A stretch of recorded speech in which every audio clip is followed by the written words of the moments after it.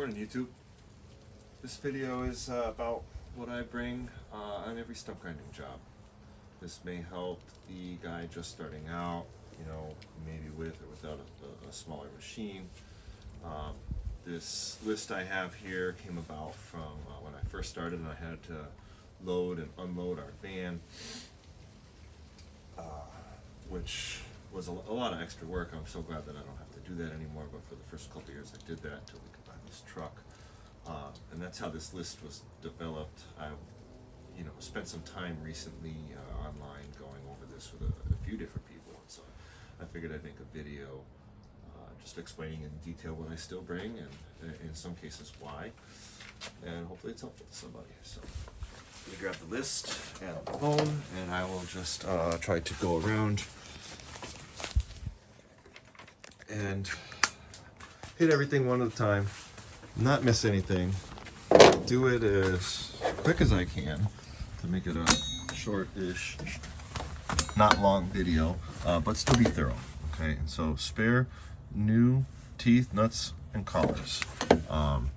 That's all in this box. I don't change the nuts and collars every time, but they're there if I need them. Spare used teeth. It says currently 2 rock sets and blah blah blah, because this list is very old. It's not in rocks anymore.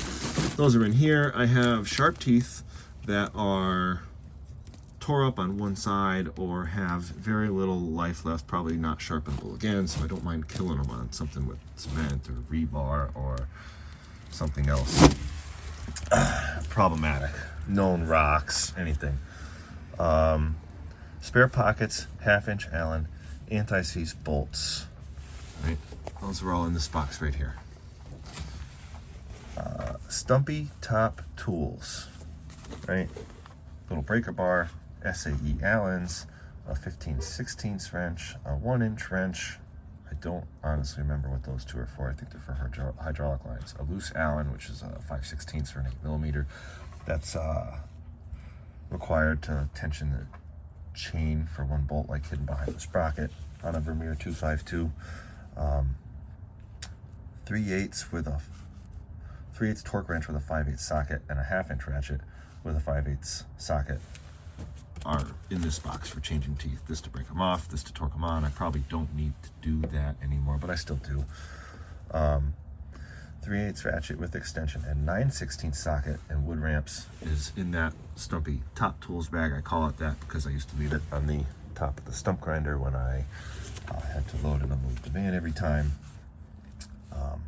The rest of the Pittsburgh ratchet set, I say the rest because it used to have the sockets on all these tools, but I have now replaced them and the set is full. Spade, flat, metal, and a finger rake. I don't bring the flat shovel unless I need it due to pavement or something, and I don't bring the finger rake, the metal or plastic draggies, because the leaf blower does the job, for stuff like that. Where it doesn't, I use the metal rake to break up the clumps, and that helps. Do still bring a spade, and now I bring a 10-tine pitchfork. The second year I was doing this, my climber buddy Jerry had a guy clean up after me on a big job, and he used one of these, and it was like night and day. I mean, it's faster, it goes into the chips easier, it leaves a little dirt behind, it's better on your back, it's just all around better. If you don't have one, go get one. I make sure I bring 5 gallons extra gas and my 2-gallon or 1-gallon mix jug and spare bar oil. I don't bring spare mix anymore because this year I went out and I bought the wrong thing. I bought 2.5-gallon mix containers, and so I'm gonna get away from that steel oil anyways, but I had more than enough, and so I don't bring the mix. I just brought enough gas. We also have little saw, big saw, which used to be this 046, which I got for $10 at a tag sale and rebuilt, ported by yours truly, an amateur 2-stroke porter. And a Poulin, which I no longer bring. Now, this is the little saw, and this is the big saw. This is an MS460 clone that is probably at least 60% OEM parts now because everything else broke. Both saws are big bore kits. This one's got some pop to it. That's why it's got the D-handle starter. It's really hard to start. It needed it to pull the 3-foot bar for what is only barely an 80-something cc saw, even with the big bore kit. But it pulls it. I have to do push-ups and sit-ups every spring to make sure that I can start that thing. But it's worth it. And the leaf blower. I still carry a handheld leaf blower because I don't need a backpack. I have contemplated, I would love to have one. I would love to have the power of one, but I don't want to keep it in the cab of the truck, and I don't want to keep it there because that's really the only place a big bad backpack blower would go. That would limit my ability to clean up small jobs, which I still do. The other thing is, I guess, you know, bigger jobs. My buddy Joel, who gets me stumps fairly frequently, has a mini skid steer now, so he can clean up bigger jobs after me. And you know, when I'm busy, it's probably more advantageous for me to just keep on grinding and let him make the money clean it up, unless it's something smaller where I can, you know, take my leaf bags. I gotta get the basement down there, but I can't fit more than 8 or 10 in the truck, even with the tonneau cover up and strapped down. I also keep ratchet straps in the truck for any old good reason. Protective paneling, chutes, and sign. I haven't carried the sign because I got so busy the last 2 years, but I think I'm going to carry that again. I didn't have quite a hot season this year. The chutes and the protective paneling is this stuff here. These are lawn and leaf bag chutes, which I got from Home Depot for 10 or 20 bucks or something. They go in the leaf bags, they hold them open. It works great for even the chips in there with that pitchfork.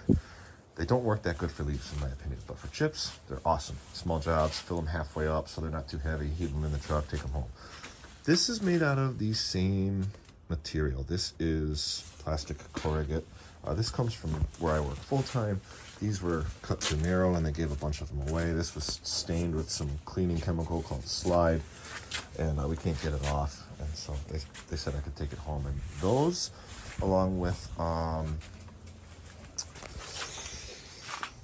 moving blankets sometimes, I bring on the job, and I use those for protection. You can get those three-sided, like specific for stump grinder, you know, paneling, and people say they work great. I might get one someday. I haven't had the need. Those plastic panels work great. Right, and so moving on, grease guns I don't bring anymore. Leaf bags I already showed you. Wheelbarrow can still go in here upside down, wheels up against this, and it's fine. It used to go in the minivan, right? Then I have, because this was my list for getting ready for the van, hookup chains, lights, test, chocks and truck. 1/2-inch torque wrench I do keep here for changing pockets. I don't need to pull it out, I guess, but it's there. Comes out from the other side usually. Spare mix oil. I said I don't carry this here.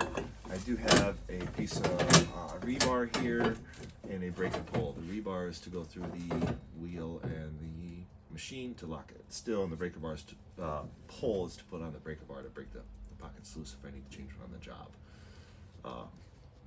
You know, cooler for lunch, chainsaw bag, breaker pole, rebar, spike. I think we talked about the spike already. That thing's great. I was doing a job for a homeowner where he had the spike. It was in a cement patio. There was a hole in the middle that had a tree growing out of it, and I came and I cut the thing down into the hole. He had pre-dug down like 2 feet into the hole so I could dip my bar down a little bit without worrying about it. And we encountered cement, and he had one of these. And it was awesome. It was so much better than a shovel and prying with a shovel and watching it flex and being afraid it's going to break. I mean, this thing is strong. It's great for cement, even rocks that are run into roots, things like that. The other thing on the list is the chainsaw bag, right? Because there used to be a lot of chainsaw junk in it. There is the wedges for when you are, you know, cutting under a stump. A heavy stump sometimes puts the weight on the bar and really starts to dog you down or stop you. These are great for that. I keep a hatchet in the truck to pound these, and for when the job's done, if you find the outlier root that you just want to chop and not tear up the guy's lawn, it's great for that too. Various pliers, mostly for the reasons of chain link fence and stuff, but you never know. Safety glasses, ear protection, more safety glasses. I also have the tools to adjust the governor controls on the stump grinder, because that came loose once and I do have it slightly turned off. Ear protection under that is screwdriver and a wrench to change this nut here, because the strap on the other side has always been broken. I do have a flat file to fix drive links on chains, chainsaws, and this tool is great, I think, for making it easy to get the angles right, because I'm not a great hand filer, and it does the raker height for you automatically, as long as it's not a skip chain, but you can keep it at the right height once you get good at it. And also down in there is a vise that you can pound into a stump and lock the bar in to assist you sharpening. These clips are for, you know, holding the moving blankets and the plastic protective paneling.